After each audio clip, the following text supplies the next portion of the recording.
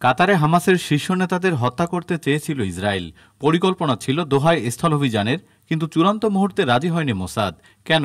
Washington post জানায়, Mossad প্রধান David বার্নিয়া এই অভিযানের বিরোধিতা করেন, কারণ তিনি মনে করেন এতে কাতারের সঙ্গে সম্পর্ক ভেঙে যেতে পারে এবং হামাসের সঙ্গে চলমান জিম্মি মুক্তি আলোচনা ভেস্তে যাবে। তবে মোসাদের আপত্তি সত্ত্বেও ইসরায়েল বিমান হামলার সিদ্ধান্ত নেয়। গত 9 সেপ্টেম্বর দোহায় ক্ষেপণাস্ত্র হামলা চালানো হয়, কিন্তু হামাসের কোনো শীর্ষ নেতা নিহত হয়নি। বিশ্লেষকরা বলছেন, কাতারে হামলা চালিয়ে ইসরায়েল বড় কূটনৈতিক ভুল করেছে। অন্যদিকে হামাস দাবি করেছে হামলায় তাদের শীর্ষ নেতারা এখনও জীবিত রয়েছে। নিহত হয়েছেন খালিল আল হাইয়ার ছেলে ও কাতারের এক কর্মকর্তা।